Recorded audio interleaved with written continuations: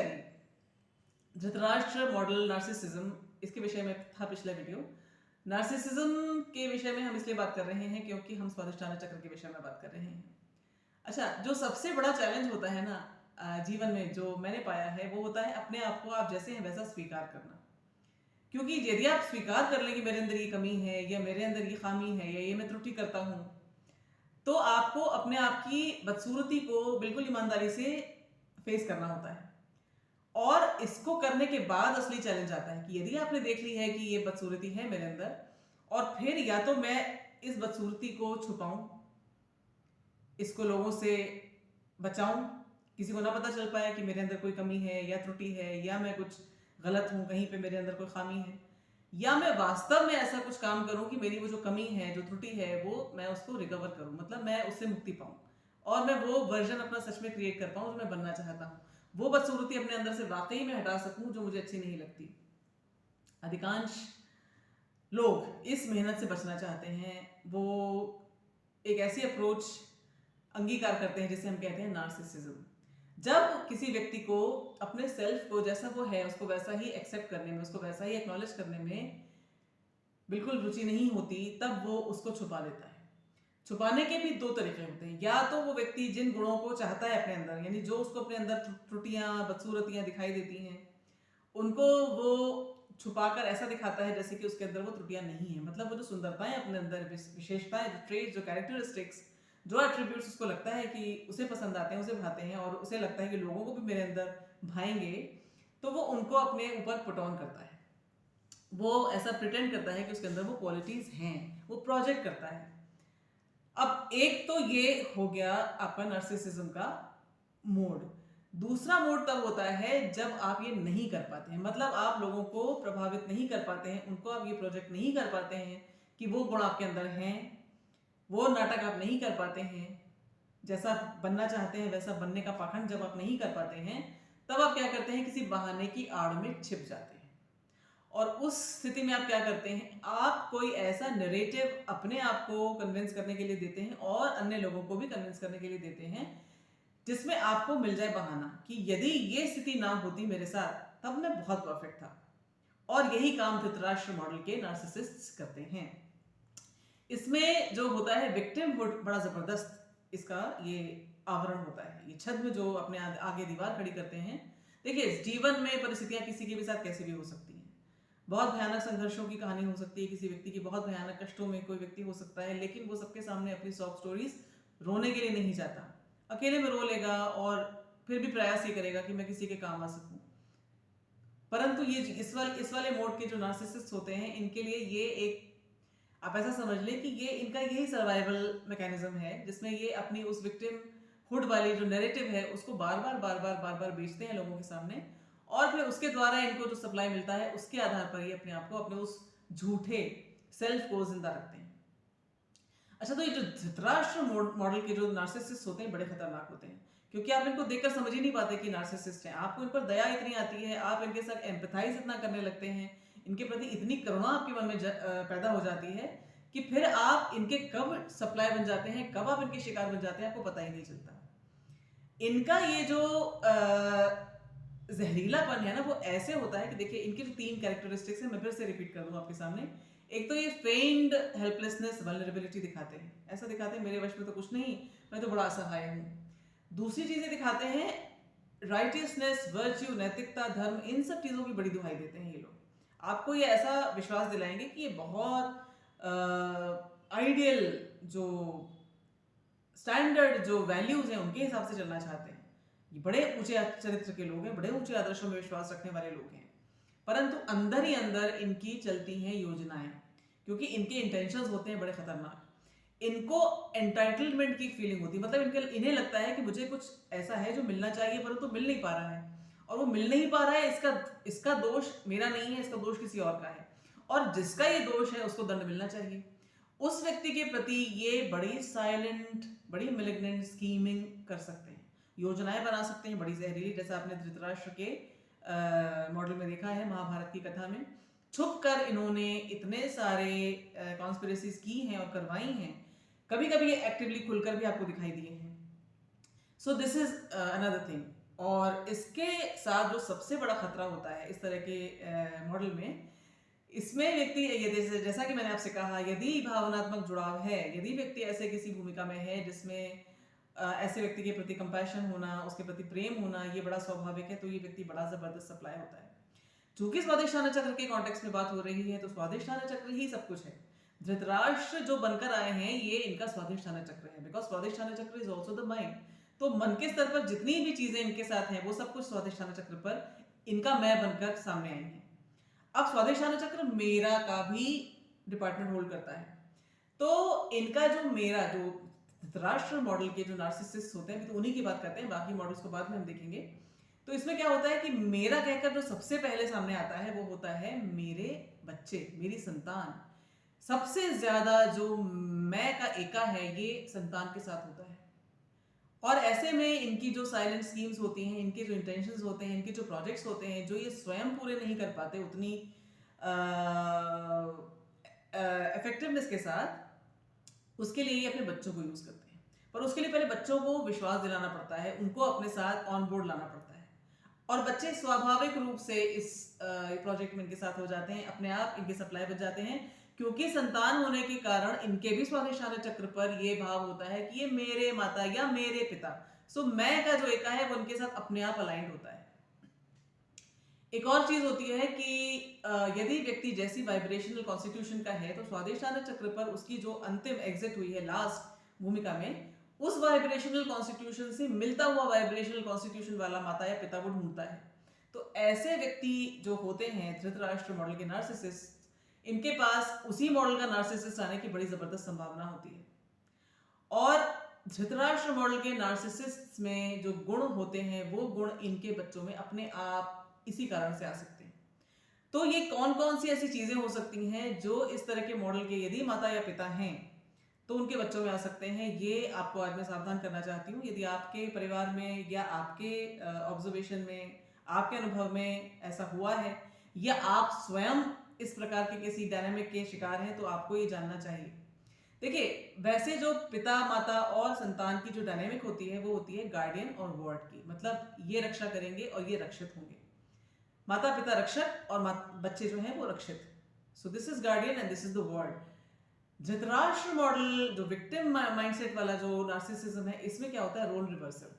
क्योंकि बच्चा जैसे ही आंख खोलता है, पहली बात तो कॉन्स्टिट्यूशनली ही वो अपने आप अलाइंड है उस तरह की विक्टिम स्टोरीज के प्रति। फिर मेरे माता या मेरे पिता कहकर, चूंकि उसका भावनात्मक जुड़ाव भी है, तो इनकी जो रोने धोने वाली स्टोरीज वो सुनता रहता है, उसके मन में ये बड़ा तरस का भाव होता है, अरे मेरे माता पिता ने इतना कष्ट सहा, इतना दुख सहा, सो अब मुझे इनकी रक्षा करनी चाहिए, अब मुझे इनको वो सब कुछ रिकवर करके देने की जिम्मेदारी अब मेरी है। ऐसा ना हो जाए कि मेरे कारण इनको अब और कोई कष्ट मिल जाए। So the role is completely reversed. And Dhritarashtra model के जो नार्सिसिस्ट होते हैं, ये बड़ा एंजॉय करते हैं इस डायनामिक को। तो इसमें क्या होता है, देखिए, जब बच्चा ये देख रहा है बचपन से कि मुझे इनको प्रोटेक्ट करना है, तो सबसे जो नेचुरल चीज आएगी, बच्चा अपने नेचुरल बिल्कुल जो बेसिक उसके अधिकार हैं, जो उसकी फीलिंग्स हैं, जो उसके इमोशंस हैं, जो उसकी नेचुरल आत्मा की जो सर्च है, वो उसको भी बैकसीट देने लगता है, डिनाई करने लगता है, इसलिए कि मैं वो ऐसा कुछ नहीं कर सकता जिससे मेरे माता या पिता के ऑलरेडी इतने दुखी जीवन में और कोई दुख आए, वो तो बेचारे पहले ही प्रताड़ित हैं। So it's like walking on eggshells. अच्छा, अब क्या होता है, जब ये सिचुएशन आती है, तब व्यक्ति स्टंट कर रहा है ना अपने आप को, अपनी जो अंदर से पुकार है आत्मा की, उसको तो लगातार रोकता जा रहा है। तो जब कोई चीज, जिस बहाव को रोका जाएगा, उसमें सड़ान पैदा होगी।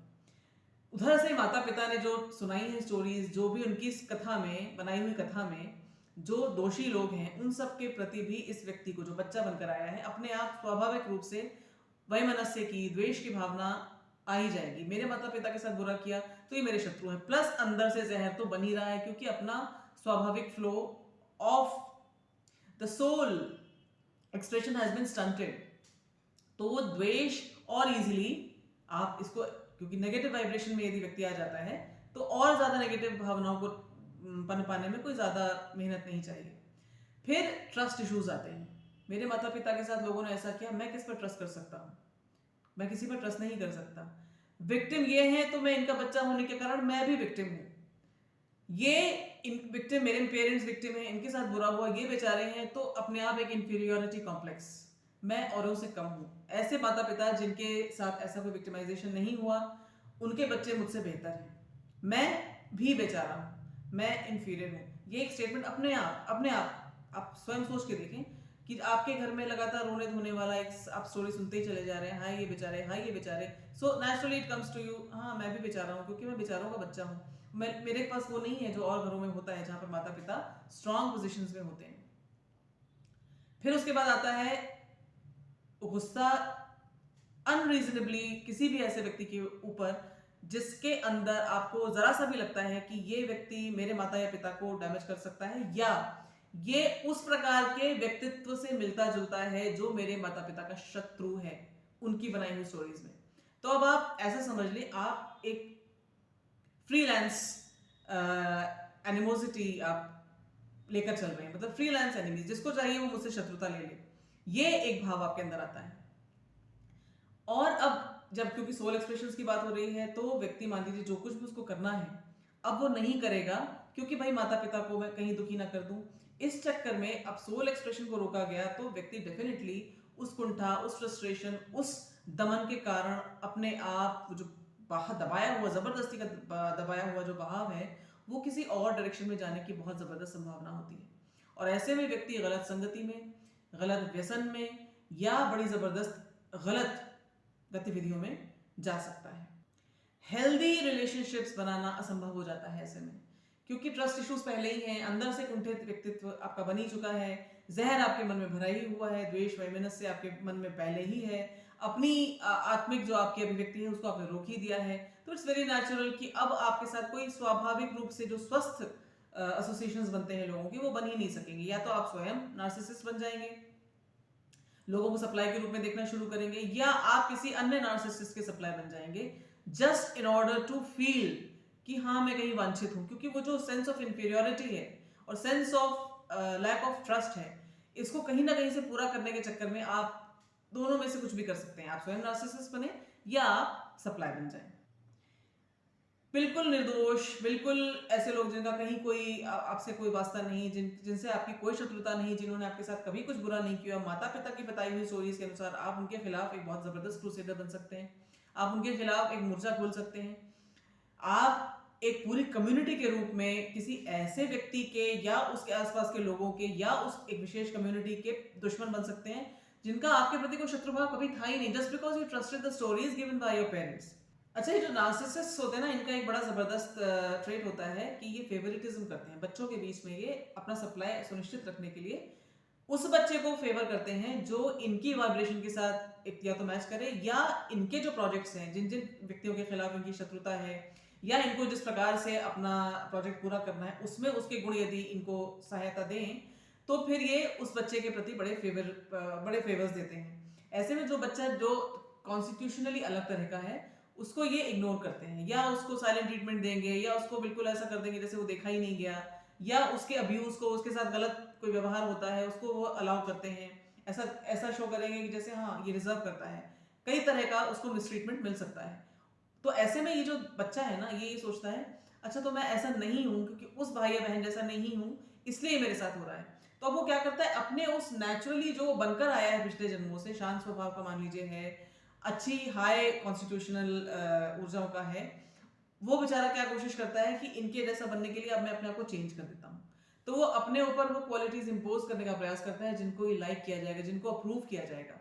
ऐसे में एक अच्छी खासी संभावना जीवन की, वो व्यक्ति केवल इन लोगों को खुश करने के लिए, उनका सप्लाई बनने के लिए वो अपने आप को बेचारा इस जोड़ तोड़ में लगा रहता है कि कैसे मैं अपने आप को चेंज करूं कि मेरे माता या पिता मुझे भी देखें, मुझे भी प्रशस्ति मिले, मुझे भी प्रशंसा मिले, मुझे भी एक्नॉलेजमेंट मिले, मुझे भी वैलिडेशन मिले। तो ये एक अलग तरह का आप समझ लीजिए कि बड़ा जबरदस्त खतरा है। जब एक पेरेंट ऐसा हो, खतरा बहुत होता है। अब आप ये सोचिए कि दोनों पेरेंट्स यदि विक्टिम नार्सिसिस्ट्स हैं, विक्टिमहुड नार्सिसिस्ट्स हैं, विक्टिम मोड वाले नार्सिसिस्ट्स हैं, जहरीली मानसिकता के लोग हैं, और साथ ही साथ विक्टिम मोड भी है इनके अंदर, तब आप सोच के देखिए क्या होने वाला है। स्वादिष्टाना चक्र के आधार पर आप समझें, ऊर्जा के आधार पर आप समझें, तो अट्रैक्शन जो आत्माओं के लेवल पर, जिसको आत्मा कहा जाता है, वो बेसिकली सिर्फ एक सेल्फ होता है।